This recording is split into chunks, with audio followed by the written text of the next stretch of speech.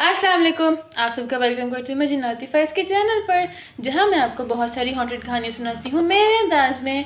आज की जो हमारी कहानी है उसका नाम है होलो क्रैक रोड का घर। चलिए शुरू करते हैं अपनी कहानी को।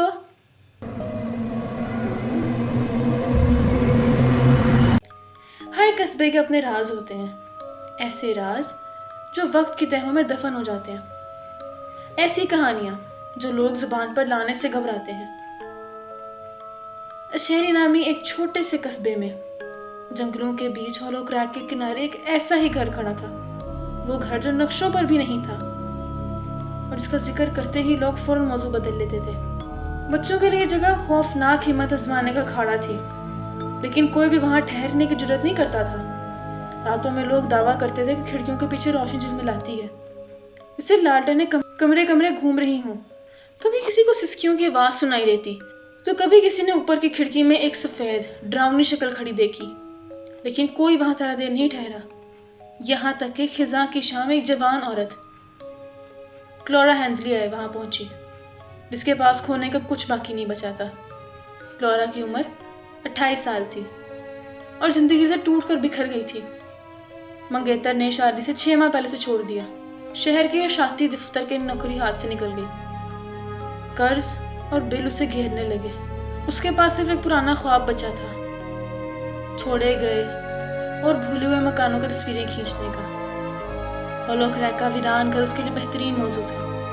इब्तिदा में उसे ये सब मकामी देहाती कहानियों का हिस्सा लगा, लेकिन जब उसने ज़्यादा खोज लगाई तो मामला अजीब होता गया। लोग सख्ती से मना करते कि इस जगह का जिक्र भी ना करें। लाइब्रेरी में रिकॉर्ड में 1912 के बाद अचानक ख़त्म हो जाते। तारीख ने जानबूझकर उसे बुला दिया। क्लोरा के अंदर तजस्सुस बढ़ता गया। कैमरा, टॉर्च और नोटबुक लेकर वो एक शाम अपने जंगल की सड़क पर निकली। दरख्तों की नंगी शाखें उसकी गाड़ी को खुरचते हुए लगी, जैसे रोकना चाहती हूँ। आखिरकार जब वो खुली जगह पर पहुंची तो वो घर सामने था। एक ढांचा टूटा फूटा मगर अब भी खौफनाक। शटर टूटे लटक रहे थे, दरवाजा टेढ़ा और बरामदा जमीन बोस। क्लोरा ने गहरी सांस ली। ये सिर्फ एक घर है, कुछ और नहीं। अंदर कदम रखते ही बासी हवा ने उसका इस्तकबाल किया।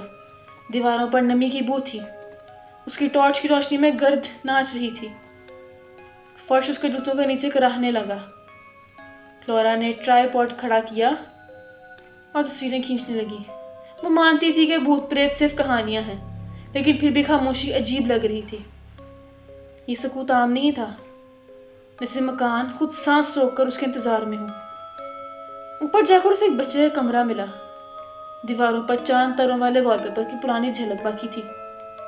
कोने में एक झूला खड़ा था, एक आंख टूटी हुई। अचानक उसकी टॉर्च झपकी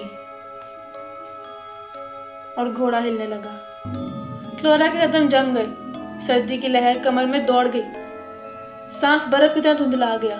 उसने घबराहट छुपाने को हंसी निकाली और कमर से तस्वीर खींच ली। पुराना मकान है, हवा के झोंके से हिल गया होगा। लेकिन जब तस्वीर की स्क्रीन पर नजर डाली, उसका खून मंजमंद हो गया। झूले के पीछे एक बच्चा खड़ा था, जर्द चेहरा, आंखें अंदर धंसी हुई और होंठ हिल रहे थे, जैसे सरगोशी कर रहा हो।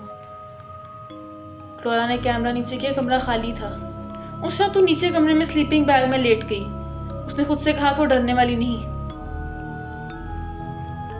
लेकिन आधी रात को वो जाग गई। ऊपर कोई चल रहा था, आहिस्ता मगर बोझल कदम। उसका दिल धड़कने लगा। फिर रोने की आवाज आई, दबी दबी सिसकियां, जैसे कोई दीवारों में कैद हो। क्लोरा का जिस्म कांप गया। वो टॉर्च थामे सुनती रही। आवाज करीब आती गई और फिर उसके कान के बिल्कुल पास सरगोशी हुई, मेरी मदद करो।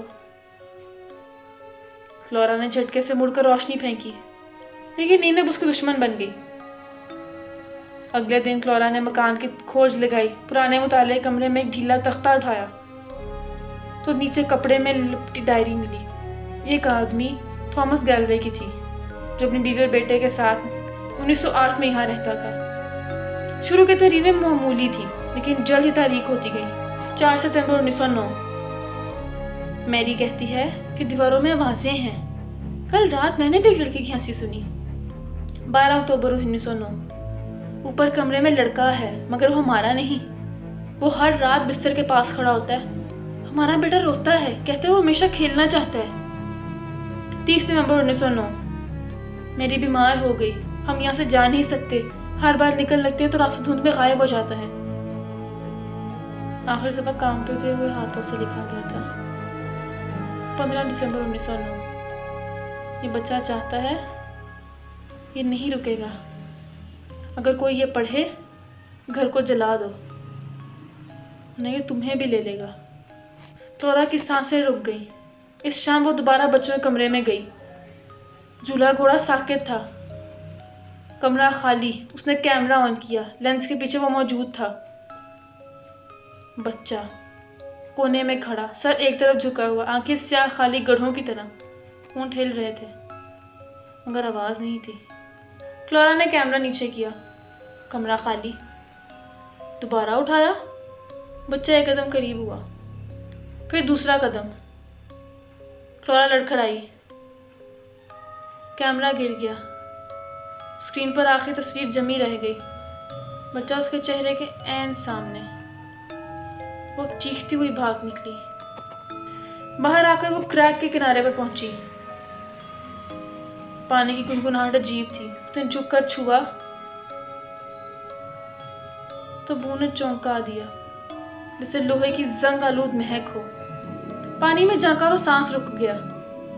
اس کے عکس کی جگہ درجنوں چہرے جھلک رہے تھے، بچے، مرد، عورتیں، سب کی آنکھیں پھٹی ہوئی، منہ خاموش، چیخوں سے نہیں کھلے۔ پانی ہلا اور سب غائب ہو گئے۔ فلورا پیچھے ہٹتے ہٹتے کیچڑ میں گرنے لگی۔ یہ گھر کسی عام حادثے کا نشان نہیں تھا، کچھ اور تھا، زیادہ پرانا اور زیادہ بھیانک۔ اس وقت اس نے طے کیا کہ جانا ہی پڑے گا۔ اس نے سامان باندھا اور سڑک کی طرف نکلی، مگر سڑک غائب تھی۔ دھند نے ہر طرف نگل لیا، راستہ جیسے ختم ہو گیا ہو۔ فلورا کے پیروں تلے زمین ہلنے لگی۔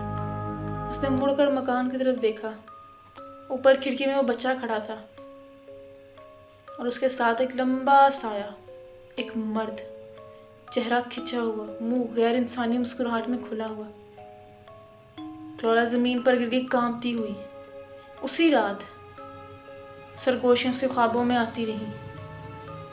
اس نے گیلوے خاندان کو دیکھا، باپ صفے جلاتا، ماں پاگل ہو کر جھول رہی اور بچہ اندھیرے میں کھنچتا جا رہا۔ جب وہ جاگی اس کے ہاتھ راکھ سے بھرے ہوئے تھے۔ فلورا کو اندازہ وہ کتنے دنوں سے قید ہے۔ اسے خود خبر نہ تھی، ڈائری اس کی جنون بن گئی، بار بار پڑھتی، جواب ڈھونڈتی۔ آخر اسے ایک ٹکڑا ملا۔ اگر یہ مجھے لے لے تو میری ہڈیاں کریک کے پاس دفن کرنا، ورنہ یہ باقی رہے گا، ہڈیاں ہی اس کی جڑ ہے۔ فلورا پر حقیقت آشکار ہوئی، یہ محض بھوت نہیں تھا بلکہ زمین سے جڑا ایک قدیم سایہ تھا، اور بچے کی ہڈیاں اب بھی وہی تھیں۔ فلورا ندی کے کنارے زمین کھودنے لگی، ناخن ٹوٹ گئے، ہاتھ لہو لہان۔ گھنٹوں بعد اسے ننھی ہڈیاں ملی۔ جیسے اس نے چھوا، فضا چیخ اٹھی، مکان لرزنے لگا، اندھیروں کے بادل باہر نکل آئے، غصے میں بکھرے ہوئے۔ فلورا نے روتے روتے ہڈیاں سینے سے لگائیں۔ میں تمہیں آزاد کر دوں گی۔ وہ ہڈیاں ایک ایک کر کے ندی میں بہانے لگی، پانی نے انہیں نگل لیا، زمین ہلنے لگی، مکان کی کھڑکیاں ٹوٹ گئیں، دیواریں چیخنے لگی۔ پھر اچانک سکوت چھا گیا، دھند چھٹ گئی، راستہ واپس آ گیا۔ فلورا کئی دن بعد قصبے لوٹی، آنکھیں خالی، چہرہ بے جان۔ لوگوں نے پوچھا کہاں تھی، مگر اس نے کچھ نہ کہا۔ اسی رات اشبری چھوڑ دیا اور پھر کبھی واپس نہ آئی۔ ہولو کریک کا گھر آج بھی کھڑا ہے۔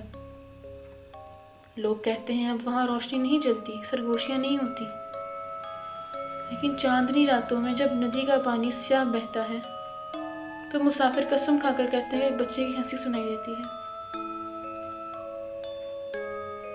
اور کبھی کبھی جنگل کے کنارے ایک زرد چہرہ دکھائی دیتا ہے، وہی بچہ، مگر انتظار کرتا ہوا۔ آئی ہوپ کہ آپ لوگوں کو کہانی اچھی لگی ہوگی. اگر اچھی لگی تو ویڈیو کو لائک کریے گا, چینل کو سبسکرائب کریے گا. ملتی ہوں آپ سے نیکسٹ ویڈیو میں, تب تک کے لیے مجھے دیں اجازت. اللہ حافظ.